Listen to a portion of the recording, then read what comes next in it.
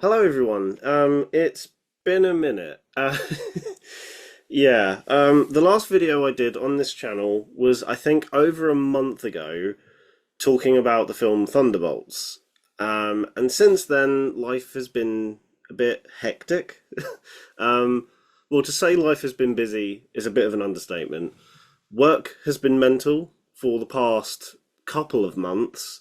Um, I just haven't had the time to go to the cinema as much as I'd like to. And then on top of all that, the other week I went to Download Festival for the first time, which was an insane experience, and one that I'm very grateful for. But yeah, it's very evident that I just haven't had nearly the time nor the space or mental capacity to even start thinking about videos for this channel, which is a shame because there have been films I've gone to the cinema and seen over the last month that I really wanted to do videos on, specifically Final Destination Bloodlines and Mission Impossible Final Reckoning. Those two in particular, I really, really wanted to do videos for, but I just couldn't find the time to just sit down and record my thoughts on those videos, which is a shame. But now, hopefully, I should be back to a somewhat consistent upload schedule. I don't like putting a schedule in place because 9 out of 10 times when I put a schedule in place, other things crop up and get in the way of the schedule, meaning I can't commit to it. Um, but I'm hoping to have a fairly consistent release of videos now.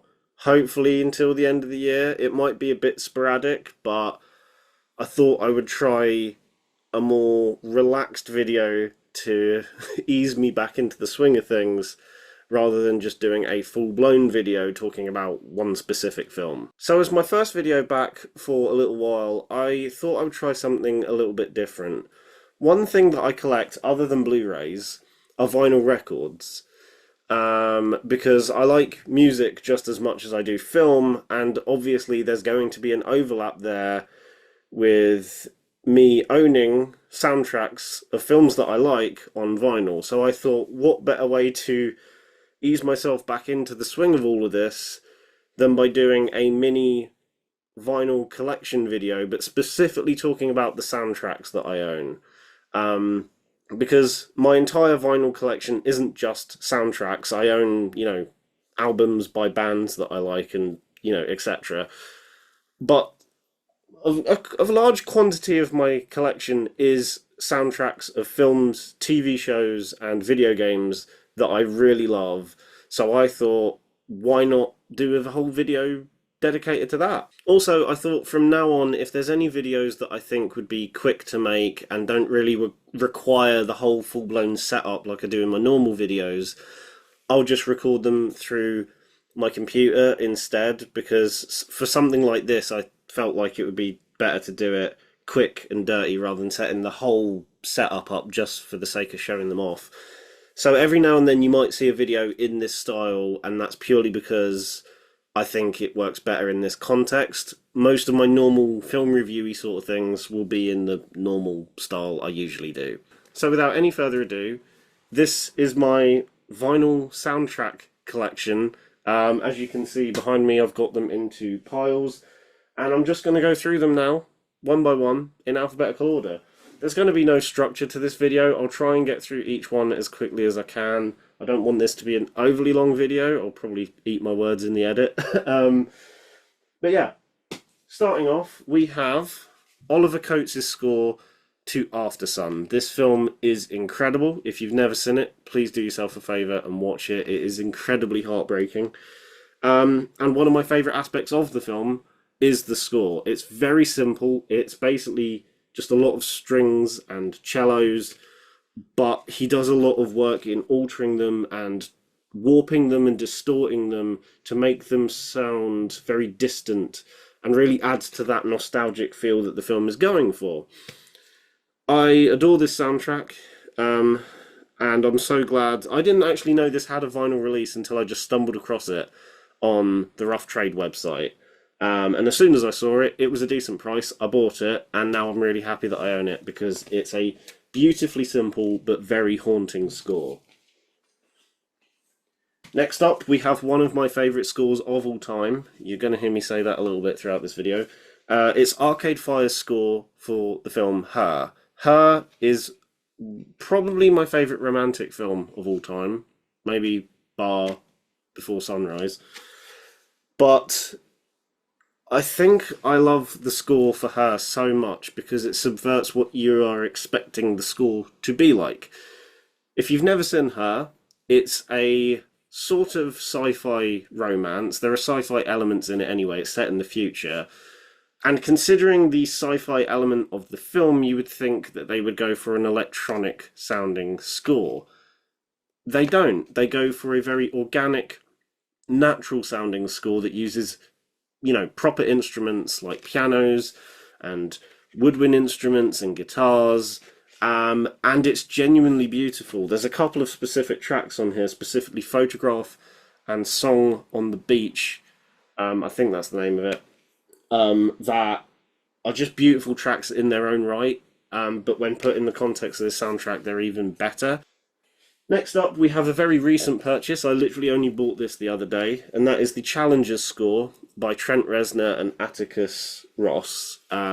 This Challengers is up there with Call Me By Your Name as my favourite Luca Guadagnino film. I find his films to be very hit and miss. For example, I loved Call Me By Your Name, but I wasn't a massive fan of Queer.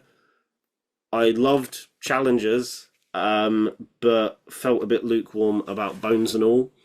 So, yeah, very hit and miss as a filmmaker. But one of the best decisions he ever made was bringing Trent Reznor and Atticus Ross on to do the score for Challengers, because this score just works as a good album on its own. It's a brilliant electronic dance album that just works outside of the context of the film, but even in the context of the film, it adds so much personality to it. I mean, it's Trent Reznor and Atticus Ross. What else can I say? I do want to get more of their soundtracks on vinyl as well. This is the only one I own at this moment in time. But I do specifically want to get the Social Network, the Gone Girl soundtrack, and if I can, their score for Watchmen, which I think is split into 3 separate vinyls, and they're really expensive, but I do want to get those at some point. Next up, the Cowboy Bebop soundtrack. Cowboy Bebop is my favourite anime of all time. It's one of my favourite TV shows of all time, and one of the many reasons why I love the show so much is because the soundtrack is impeccable. A lot of people immediately go towards the jazz stuff in this score, and rightfully so. That stuff sounds incredible. But one of my favourite aspects of this score is the fact that it dabbles in every single genre. There's a bit of country in places, there's a little bit of rock, there's a little bit of Americana in there as well. Sometimes it just goes full on ambient. And I love it. I love every single second about this. This is probably the soundtrack I've listened to the most. It's phenomenal. If you've never seen Cowboy Bebop in any shape or form, please go and watch it. It's really good. Next up is the Dark Knight soundtrack by, who's it by again? Hans Zimmer and James Newton Howard. How could I forget that? Not my favourite Hans Zimmer score, but it is up there still. I think I still prefer Inception and Gladiator and Dune over this, but this is still a classic score nonetheless. What can I say about The Dark Knight that hasn't already been said? It's a bona fide classic at this point, and the score is one of those ones that really sneaks up on you because you don't realise how integral it is to the vibe and the personality of the film until you sit and listen to the tracks on their own, especially the song Dog Chasing, Like a Dog Chasing Cars. That track in particular is detrimental in kind of establishing the tone of this film and is very synonymous with this film as well. Next we have the Deadpool and Wolverine soundtrack. I bought this as soon as I saw the film because I loved the soundtrack so much. And it's probably the first time I've come away from a Deadpool film going, my god, the soundtrack was perfect. But the Deadpool and Wolverine soundtrack might actually be perfect, whether it's the use of NSYNC's Bye Bye Bye or Avril Lavigne or even Madonna. There are so many perfect song uses in this film. And it's one of the Marvel films, at least of recent years, that I keep mentally coming back to once in a while. I loved it so much when I saw it in the cinema, so much that I saw it twice. Um, and every now and then I'll just get the urge in my head of like, I really want to rewatch this film again. And yeah, there are so many things that I love about this film, and the soundtrack is just one of them. Next up, we have the score for Doctor Who by Murray Gold. This, I think, includes tracks from season 1 all the way to the end of season 2. So basically, Christopher Eccleston's first season, and then everything up to The Runaway Bride is included here. And there are some great tracks on this album. As a massive fan of Doctor Who, this Murray Gold's scores, at least his original scores, do bring back a lot of nostalgia. Whether it's the theme for Doomsday, which always brings a lump to my throat every time I hear it, or just the main theme as a whole, and specifically what he did with it. Just, there's so much to like about this, and I think this vinyl is bright orange as well. I won't be getting the vinyls out, as much as I know a lot of people like to see the coloured vinyls. I won't be getting them out because I know there'll be a faff to put back. Next is Cliff Martinez's soundtrack to Drive. This film is brilliant. I feel like it has been a little bit overhyped in the film bro community in recent years, which is a shame because it is a really good film nonetheless. And one of the things that everyone immediately praises about the film is its soundtrack, whether it's the original stuff by Cliff Martinez or the picked songs like Night Call or the Chromatics. This soundtrack fits the vibe of the film perfectly. I don't think this film would be as good if it wasn't for the soundtrack, and I know that's a bit of a detrimental thing to say because I love the film so much. And the film is good in its own right. I think it's beautifully shot, beautifully acted. I think the pacing is phenomenal. But part of the reason why everyone loves this film so much, and part of the reason why it clicked for a lot of people, and why the tone of the film is just perfect, is because of the soundtrack. Next up, again, is another fairly recent purchase, and that is the score for Dune Part 2. You're probably wondering, why don't I own the score for Dune Part 1? I do like the score for Dune Part 1, but this one just hits different. Even though I like the music for Part 1, as soon as I finished seeing this film in the cinema, I came away immediately going, like, I need to hear some of these tracks again, because they had so much of an impact when seeing this film on the big screen. And I'm going to say it, I think this might be some of Hans Zimmer's best work, up there with Inception, Gladiator, The Lion King. I genuinely think this is some of the most emotionally impactful and powerful music he's ever made. Especially the last couple of tracks, Kiss the Ring and Only I Will Remain. Those two in particular just they tickle a part of my brain that I didn't know needed tickling, and they just hit the spot perfectly, especially in terms of the impact of where they come in the film. Next up is Guardians of the Galaxy Volume 3. I will get Volume 1 and Volume 2 at some point on vinyl, because they are also really good soundtracks. But at the moment, all I own is Volume 3, because I'm going to say it, it's my favourite soundtrack of the entire trilogy. Again, don't get me wrong, the other two are fantastic, and they work for those films. But this one just has, in my opinion, some better tracks on it. Now, this next one, I will best describe as a fuck it purchase. You know, one of those ones where it's like, I shouldn't get it because I'm trying to watch my money at the moment. But then your brain just kind of goes, nah, screw it, just go and get it. This is one of those purchases. and that is the soundtrack for the video game Halo 3. I used to love the Halo franchise to death. I loved all of the games. I think the last one that I really truly loved was Halo Reach. Um, and I think a lot of people who are fans of the series will say one of the defining aspects of that entire franchise is the score.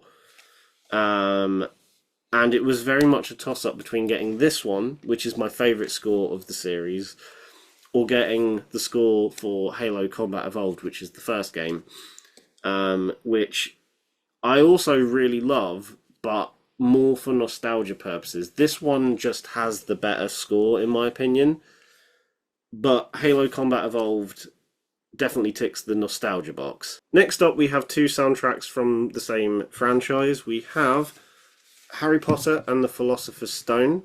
That's the correct title. And Harry Potter and the Goblet of Fire. Both of these were bought at Record Store Day this year, which, for those of you that don't know what Record Store Day is, it's basically for one singular day, independent record stores will get a ton of limited edition and rare vinyls coming in that are at very limited numbers, and you can only buy them on that specific day. Some of which have never been pressed before, and these were two of them. I only originally was going in for Goblet of Fire because that is my favourite score of the entire franchise. Don't get me wrong, I adore John Williams as much as the next person, but this one just, I don't know. It just scratches an itch that the other scores don't. Plus, it's got some of my favourite standalone tracks on it, like Harry in Winter, and The Story Continues, which I think is a really fascinating, darker twist on the main theme that John Williams had already established in the first three films. But then when I found out, when I got to the counter and found out that they didn't have the other record I was going for, I thought, you know what, screw it, I'll get Philosopher's Stone as well, because it is the most iconic soundtrack out of the whole Harry Potter franchise. It's the one that established all the core themes that we know and love. And it is some of John Williams' best work, along with, alongside Jurassic Park, and Jaws and all that, those classics. And I'm so glad I got these on physical media, because it means they're a one-time purchase and I can listen to them as much as I want, rather than listening to them on repeat on Spotify or Apple Music, which will just put more pennies in our pocket. Whereas this is a one-time purchase, and I can listen to it as much as I want without knowing that money is going to J.K. Rowling in the process. Now, this next one might seem like a bit of a curveball pick compared to the previous ones we've just gone through, but to anyone who knows me personally, you 100% know the reason why I own this, and that is the High School Musical 2 soundtrack. When I was a kid, I was obsessed with these three films. I loved all three of them, and I think even rewatching them now, they're not that bad, and I want to say guilty pleasure watches, but they are just fun. That is the important thing about those three films. They are just fun films. And my favourite of the trilogy is High School Musical 2, because I feel like it embraces that fun, not taking itself too seriously tone that the first film dabbled in a little bit, but this second film really went overboard with it, and I love it because of it. Next up, we're returning to John Williams with Indiana Jones and the Raiders of the Lost Ark. I think score-wise, this is my favourite of the Indiana Jones films. Film-wise, my favourite film in the series is Last Crusade. Raiders of the Lost Ark is an incredibly close second, and there will even be times where, depending on what day you ask me, this might actually be my favourite film. But when it comes to the score alone, this is quintessential Indiana Jones. Next is the soundtrack for La La Land. This film has gone down a little bit in my estimations since I first saw it in 2016? No, we got it a month late. Yeah, 2017 for the UK. Don't get me wrong, I still really like the film, but I think Damien Chazelle has done better. Whiplash. But with that being said, the soundtrack slash score for this film is by far not the worst aspect of this film. If anything, I think it's probably the best aspect. City of Stars has been in my head since the first time I saw the film. Another Day of Sun as well. I think for an opening number, it's fantastic. I still think it's mixed a bit weirdly, but it does the part. It sounds great. Yeah, again, La La Land. What else can I really say that hasn't already been said? This next one is another outright classic for completely different reasons, and that is the Muppet Christmas Carol soundtrack. This film has a special place in my heart because it's one of 3 films that me and my family watch or try to watch every Christmas. There's this, National Lampoon's Christmas Vacation, and Home Alone 2. But 9 out of 10 times we stick this one on because it's usually the first one that comes to mind out of the 3, and it's the easiest one to watch as well. And considering it's a Muppet retelling of A Christmas Carol, the songs in this film are way better than they have any right to be. There will be points, just even when it's nowhere near Christmas, you'll get to like June or July, and I will just be singing in my head, "No cheeses for us Mises," even when it's nowhere near Christmas. The next one up is again another Record Store Day release from a couple of years ago, and that is the Ocean's 11 soundtrack by David Holmes. This is a fantastic soundtrack to a film that I really wish was talked about more often. I mean, I know people out there love Ocean's 11, but I really wish people would talk about it more often as a genuine masterpiece of the genre it's going for. This soundtrack is also another great example of songs written specifically for the film and pre-existing songs that kind of blend into each other and fit the same style and aesthetic. Because sometimes with films, you'll get the pre-written orchestrated stuff that works because it's made for the film, and then you mix that in with tracks that were made years ago, and sometimes that clashes. Sometimes it doesn't always work. But here, they are specifically picking songs from like the 60s that have that sort of swing, jazzy feel to it, and the score is embracing that as well. So there are times where you won't know that one song's maybe finished and we've transitioned to the score instead, because they're embracing that same sort of sound. And again, all of that fits perfectly for the overall purpose of giving this film the vibe and aesthetic that it is known for. And similar to Drive, I don't think this film would work nearly as well as it does if it wasn't for this jazz swing-based score/soundtrack. Okay guys, bear with, we're on the home stretch now. This next one I wasn't sure whether to include or not, because it's a bit murky in terms of whether it counts as a soundtrack, but I've included it anyway, and I'll explain why.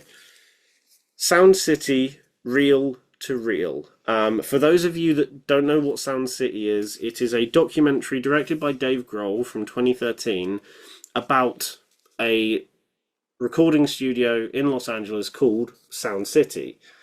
And this one recording studio is where tons of iconic rock albums throughout the years were recorded, whether it's Weezer's Blue Album, Nirvana's Nevermind, Rumours by Fleetwood Mac, Rage Against the Machine's self-titled debut.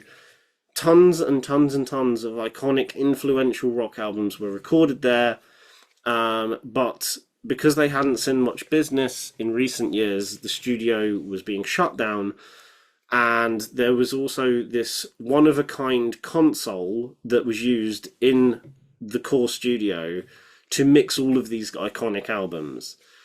But because it was such a rare console, Dave Grohl didn't want that to go to waste, so he bought the console outright, installed it in his garage at home, which then turned into a mini studio in itself.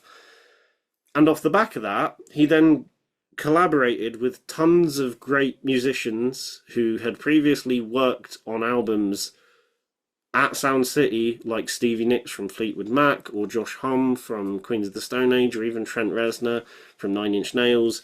And they all came together to use that console one last time to produce a fresh, brand new album of original songs to coincide with the documentary that was coming out.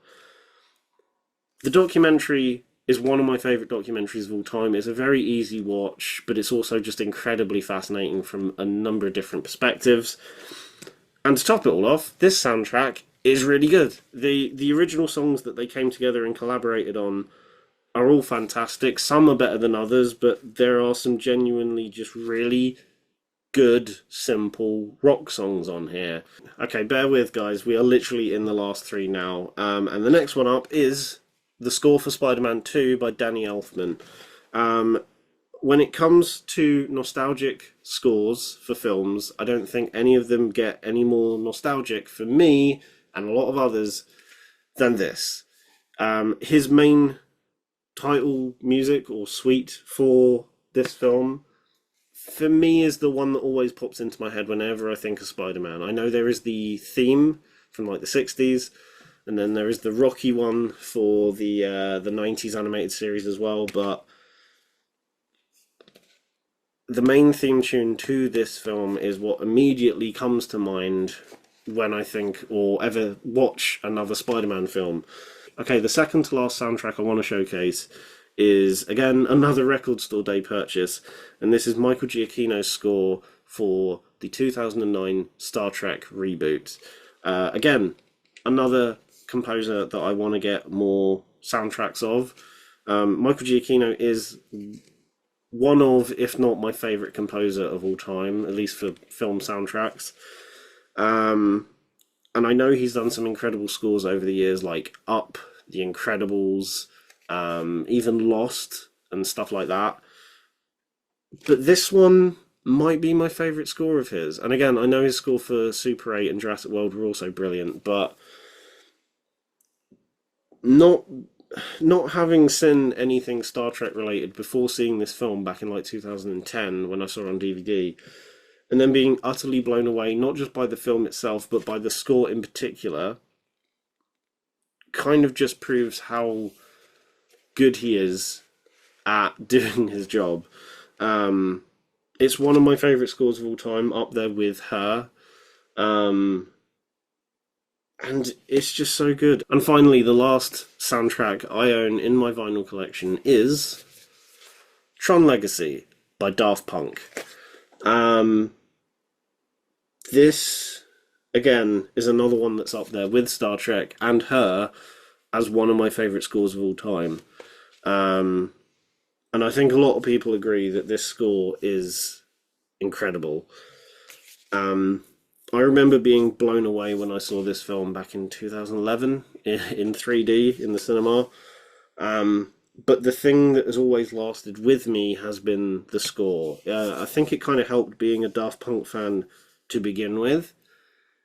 But even after all these years, and all their iconic albums like Discovery and Homework and Random Access Memories, this is the thing I come back to the most. And I don't know why. It's probably because it's that bloody good. But yes, phenomenal soundtrack. So guys, that is my entire vinyl soundtrack collection. I hope you enjoyed the video. I thought I'd try something a little bit different to try and gradually get back into the swing of things. And hopefully my uploads should be a little bit more consistent from now on, he says. If you enjoyed the video, then give it a thumbs up, subscribe to the channel if you haven't already, and if you want to see me do more videos in that same sort of style in the future, please do let me know in the comments section. I'll see you all in the next one. Bye.